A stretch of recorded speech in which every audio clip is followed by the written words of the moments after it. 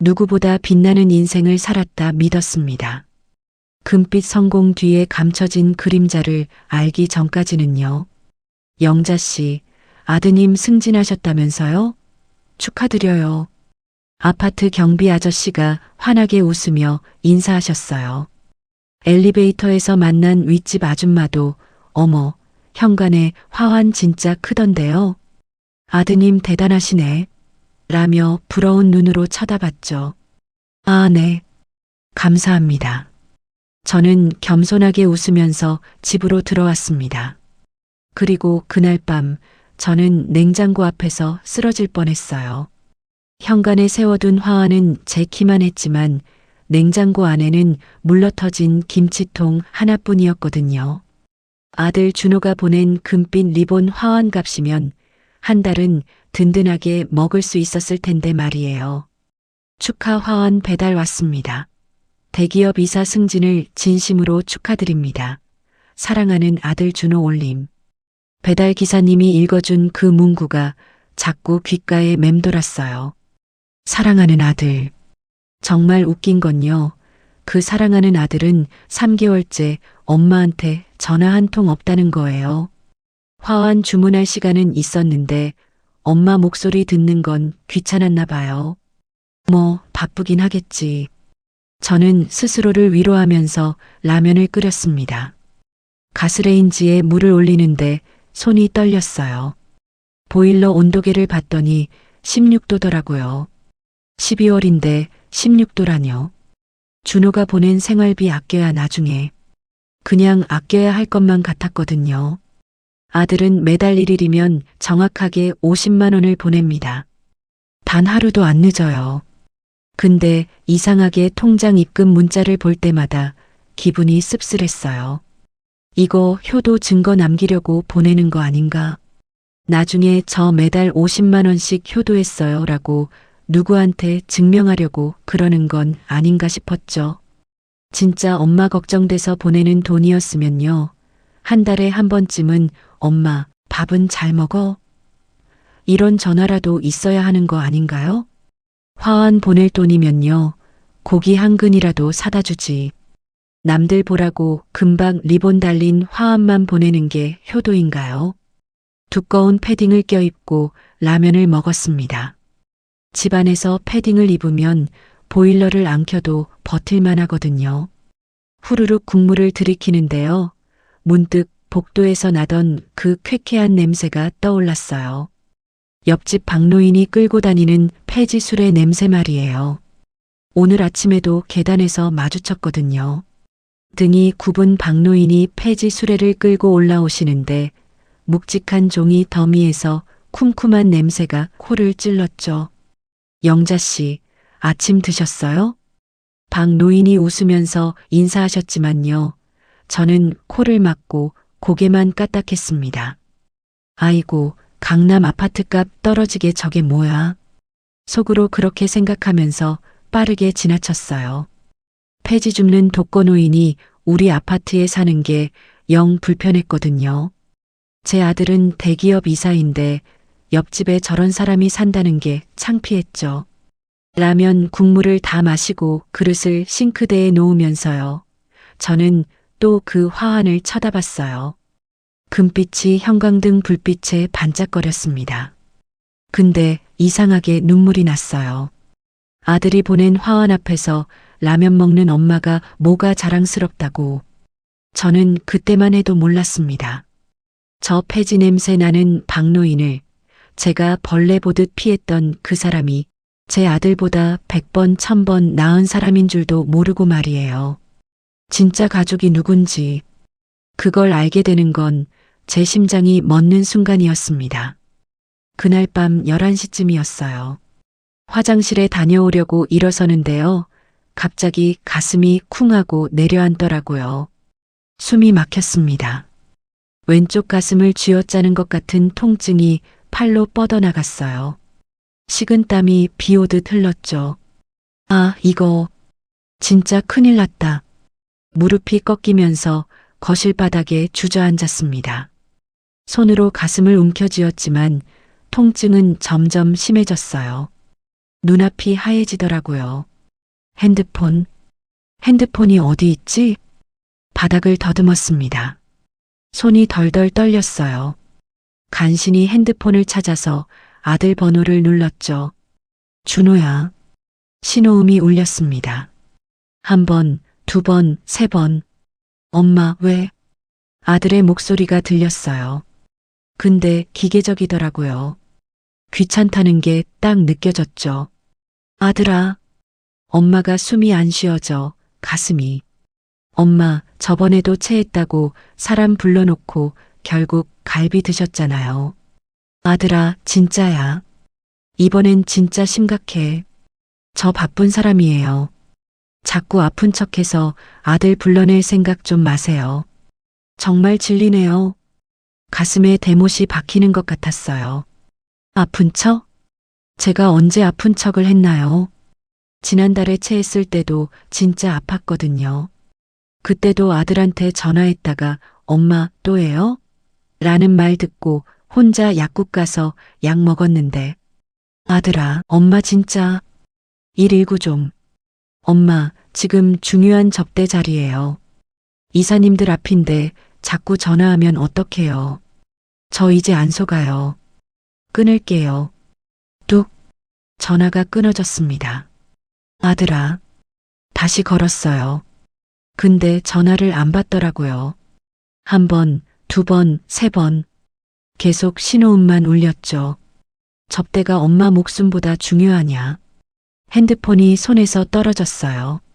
눈물이 주르륵 흘렀습니다. 아픈 게 아니라요. 마음이 무너지는 게 더 아팠거든요. 30년을 키웠는데 저 이제 안 속아요. 그 말이 자꾸 귓가에 맴돌았어요. 제가 거짓말쟁이라는 거죠. 관심 받으려고 아픈 척하는 늙은 엄마라는 거죠. 저는 거실 바닥에 그대로 쓰러졌습니다. 숨이 점점 가빠졌어요. 천장이 빙글빙글 돌았죠. 아, 이렇게 죽는구나. 화환이 보였어요. 현관에 세워둔 그 금빛 화환 말이에요. 사랑하는 아들 준호 올림이라는 글씨가 흐릿하게 보였죠. 사랑하는 아들. 정말 웃기죠. 그때였어요. 제 신음소리가 문틈으로 새어나가고 있었나 봐요. 복도에서 폐지 수레 끄는 소리가 멈췄거든요. 영자씨? 영자씨 계세요? 박노인 목소리였어요. 영자씨, 뭔 일 있어요? 문을 두드리는 소리가 들렸습니다. 근데 저는 대답할 힘도 없었어요. 입술만 파르르 떨렸죠. 영자씨, 대답 좀 해봐요. 박노인의 목소리가 다급해졌어요. 그리고 얼마 지나지 않아서 뭔가 문고리를 건드리는 소리가 났어요. 박노인이 폐지 수레에서 쓰는 낡은 쇠지챙이로 문을 따고 있었던 거예요. 문고리가 부서지는 소리가 났습니다. 영자씨, 영자씨. 박노인이 거실로 뛰어들어왔어요. 손에는 녹슨 쇠지챙이가 들려 있었고요. 쿰쿰한 폐지 냄새가 함께 들어왔죠. 아이고, 이를 어쩌나. 영자씨, 정신 차려요. 박노인이 제 뺨을 톡톡 두드렸습니다. 저는 간신히 눈을 떴어요. 병원 가야. 알았어요. 내가 업고 갈게요. 버텨요, 영자씨. 박노인이 저를 업었습니다. 70살이 넘은 노인이요. 폐지 줍는 할아버지가요. 저를 업고 계단을 뛰어내려갔어요. 119는 늦어요. 내가 직접 데려갈게요. 박노인의 굽은 등에 얼굴이 닿았습니다. 그토록 역겨웠던 폐지 냄새와 땀 냄새가 훅 끼쳐왔어요. 그런데요. 이상하죠. 그 냄새가 세상 그 어떤 비싼 향수보다 더 안심이 되더라고요. 아들의 차가운 목소리보다 이 노인의 거친 숨소리가 훨씬 더 따뜻했거든요.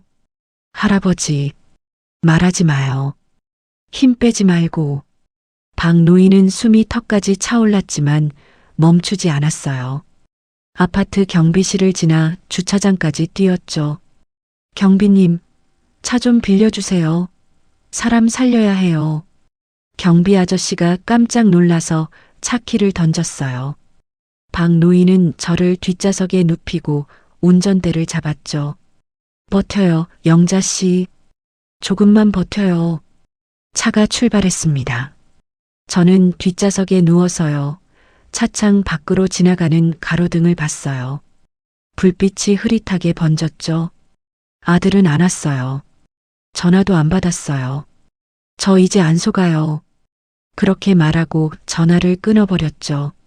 근데 폐지 냄새 나는 옆집 할아버지가 낡은 쇠지챙이로 문을 부수고 들어와서 저를 업고 뛰었어요. 내가 이분한테 얼마나 못되게 굴었는데 눈물이 또 흘렀습니다.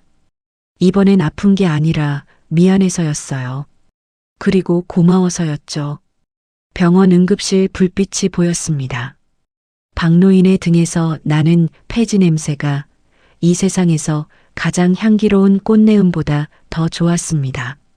눈을 떴을 때 천장이 하얗더라고요. 영자 씨, 정신 드셨어요? 박노인이 따뜻한 물수건으로 제 얼굴을 닦아줬어요. 눈이 퉁퉁 부어 있었죠. 밤새 안 주무신 거예요. 어르신, 지금 몇 시예요? 2시 넘었어요. 중환자실에서 오늘 아침에 일반 병실로 옮겼거든요. 박 노인이 물 한 컵을 따라 빨대를 꽂아 제 입에 가져다 댔어요. 제 아들은 말을 끝내기도 전에 병실 문이 벌컥 열렸습니다. 엄마, 아들 준호가 말쑥한 정장 차림으로 들어왔어요. 며느리도 함께였고요. 아들의 시선이 박 노인에게 향했어요. 할아버지는 누구세요? 여기 환자 가족만 들어오는 건데. 저는 박 노인의 손을 꽉 잡았습니다. 준호야, 할아버지가 엄마 살렸어. 내가 안 왔을 때. 아들의 얼굴이 굳었어요. 주머니에서 병원비 영수증을 꺼냈죠. 엄마, 이거 봐요. 중환자실에 입원비, 검사비 다 합쳐서 350만 원 나왔어요. 미안하다. 미안하다고요? 엄마 때문에 그날 계약 날아갈 뻔한 거 알아요? 이사 승진하자마자 찍힐 뻔했다고요. 엄마가 죽을 뻔했는데. 진짜 위급하면 119 부르시지. 왜 하필 제 전화로. 며느리가 끼어들었어요. 어머니, 저희도 이해는 해요. 근데 오빠, 처가 식구들 보기 창피해서 그래요. 친정 아버지는 이번에 외제차 뽑아줬는데 오빠는 아직도 국산차 타고 다니잖아요. 그래서 말인데 엄마. 아들이 영수증을 침대 위에 올려놨어요. 그 강남 아파트 전세금 좀 줄여서 남는 돈 주시면 안 돼요? 어차피 그 돈 나중에 다 제 거잖아요. 박 노인이 조용히 일어섰어요. 아들 말은 계속 이어졌지만 박 노인은 아들을 쳐다보지도 않았어요. 대신 세면대로 가서 수건을 적셨죠. 그리고 제 발밑으로 와서 조심스럽게 이불을 걷어냈어요. 발이 차가우면 안 돼요. 박 노인이 따뜻한 물수건으로 제 발을 닦아줬어요. 굽은 허리를 더 굽혀서요. 정성스럽게 닦았죠.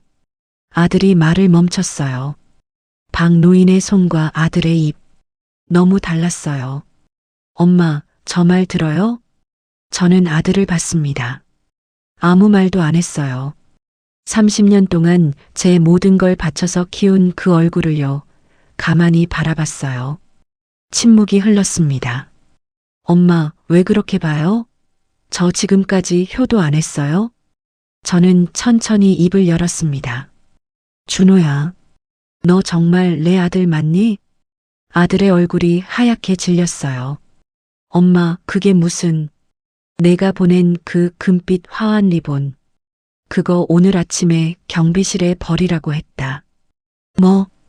그 화려한 리본보다 이 할아버지의 낡은 수건이 나한테는 100배 1000배 귀하거든. 엄마, 나가. 당장. 제 목소리가 낮게 깔렸어요.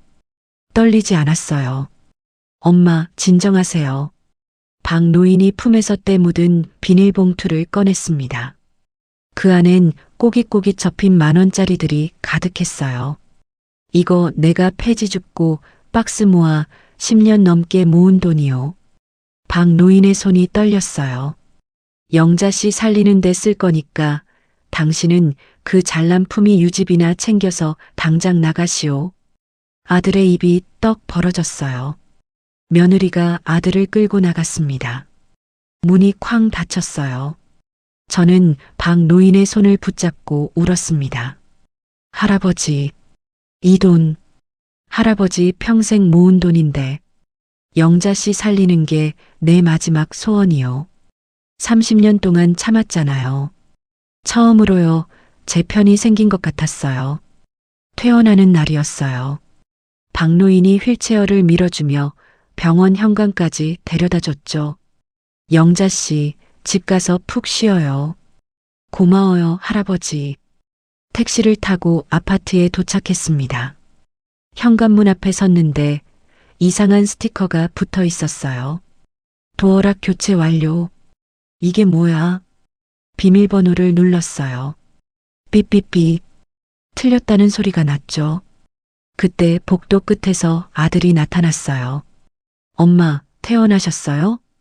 준호야, 이게 무슨 짓이야? 아들은 제 손을 잡는 대신 현관문을 가리켰습니다. 이제 이 집은 제가 관리할게요. 엄마는 몸도 안 좋으신데 서울 근교 요양원에서 편히 쉬세요. 짐은 제가 다 싸놨어요. 뭐? 며느리가 팜플렛을 내밀었어요. 어머니, 여기 시설 정말 좋아요. 어차피 이 집은 너무 크시잖아요. 저는 핸드백을 열었습니다. 안에서 서류 봉투를 꺼냈어요. 준호야, 이게 뭔지 알아? 그게 뭔데요? 증여 반환 청구 소송 준비 서류야. 아들의 얼굴이 하얗게 변했어요. 엄마가 내 결혼할 때 준 1억. 차 사줄 때 준 5천. 아파트 전세금 보증 선거 2억. 다 증여했다고 생각했지? 그건 증여는 부모가 자식을 사랑해서 주는 거야.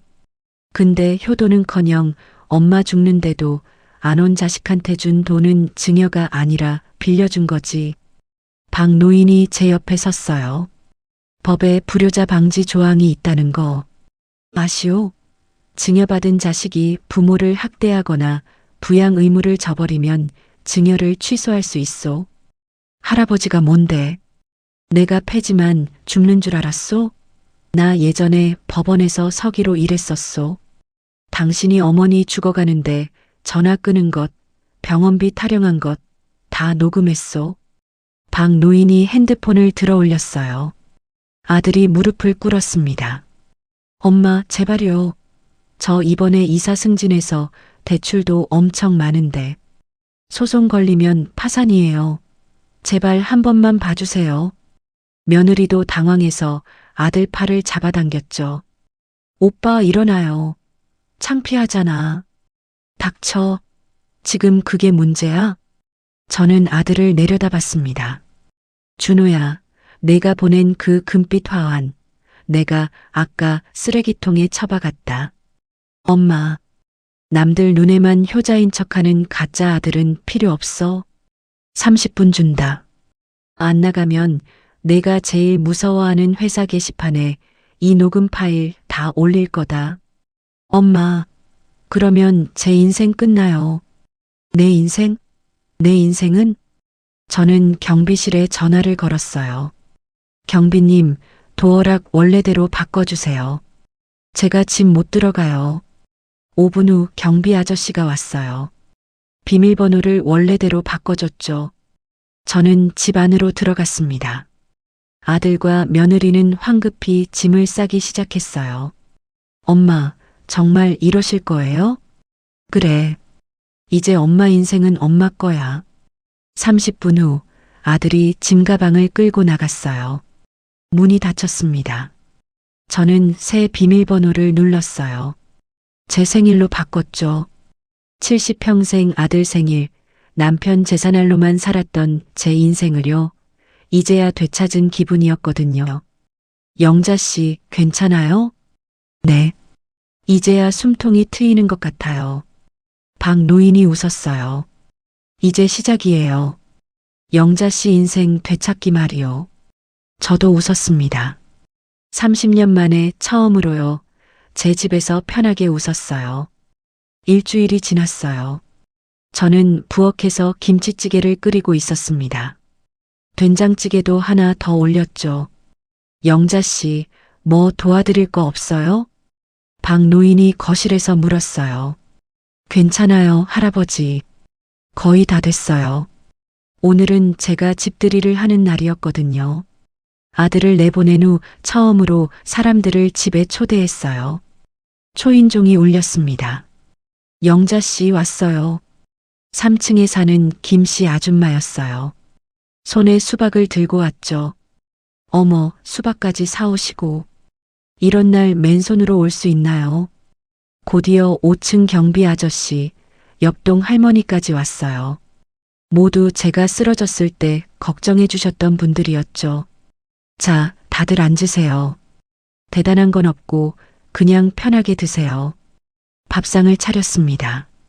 김치찌개, 된장찌개, 계란말이, 김치, 깍두기. 소박했어요. 근데 마음이 편했죠. 영자 씨, 아드님은 요즘 어떠세요? 김 씨 아줌마가 조심스럽게 물었어요. 연락 안 해요. 저도 안 하고요. 그래도 자식인데. 자식이라고 다 자식은 아니더라고요. 경비 아저씨가 소주잔을 들었어요. 영자 씨, 앞으로 좋은 일만 있을 거예요. 건강하세요. 감사합니다. 우리는 잔을 부딪혔어요. 밥을 먹으면서요. 이 할머니가 물었어요. 근데 영자 씨, 앞으로 어떻게 지내실 거예요? 외롭진 않을 것 같아요. 이렇게 좋은 이웃들이 있는데요. 김 씨 아줌마가 손뼉을 쳤어요. 어머, 우리 이웃 모임 하나 만들까요? 일주일에 한 번씩 돌아가면서 집에서 밥 먹고. 좋은데요? 경비 아저씨가 맞장구 쳤어요. 저도 혼자 사는데 그거 좋은 것 같아요. 그래요. 우리끼리 가족 되는 거예요. 이 할머니가 웃었습니다. 100세 시대에 자식한테만 목맬 수는 없잖아요. 우리끼리 챙기면서 사는 거지. 저는 문득 현관 쪽을 봤어요. 현관에 있던 그 거창한 화환은 이미 분리수거장에 내놓은 지 오래였죠. 대신 그 자리에는요, 옆집 방 노인이 선물한 작은 화분 하나가 놓여 있었어요. 할아버지, 그 화분이 꽃 피웠어요. 그래요?